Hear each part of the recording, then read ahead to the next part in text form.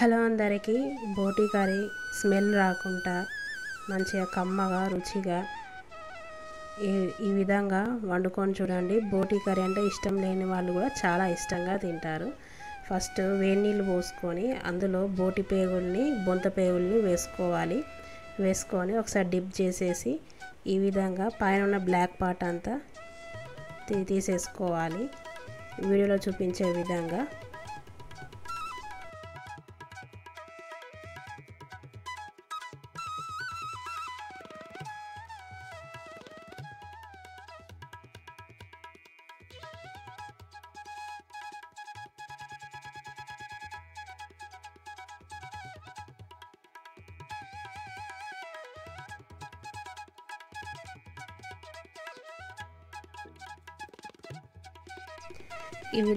Remove చేసుకోవాలి.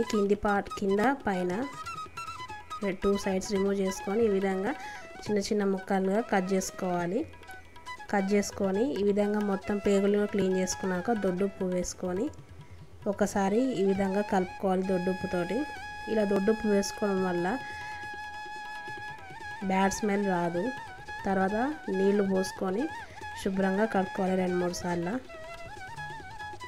ఈ విధంగా తెల్లగా మంచిగా కడుక్కోవాలి. బోటిని ఈ విధంగా కడుక్కొని ఆయిల్ హీట్ చేసుకోవాలి. స్టవ్ ఆన్ చేసేసుకొని ఆయిల్ హీట్ అయ్యాక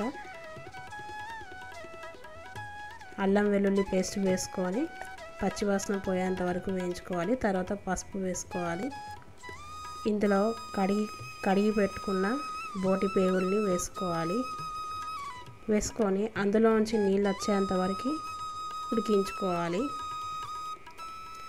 బోటి కర్రీ ఎప్పుడు కానీ బోటి క్లీనింగ్ బట్టే ఉంటుంది టేస్ట్ స్మెల్ అనేది.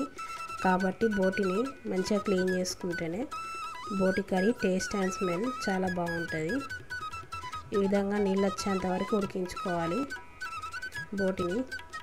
ఈ విధంగా నీళ్ళు వచ్చాక తగినంత కారం వేసుకోవాలి. నేను 1/2 కిలో బోటికి 2 టేబుల్ స్పూన్ల కారం వేసుకున్నాను. తర్వాత తగినంత ఉప్పు వేసుకోవాలి. తర్వాత వేయించిన ధనియాల పొడి, కొంచెం గరం మసాలా వేసుకొని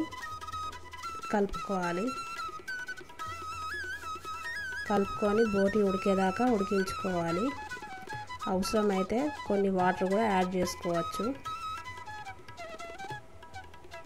ఈ విధంగా ఉడకాలి కూర.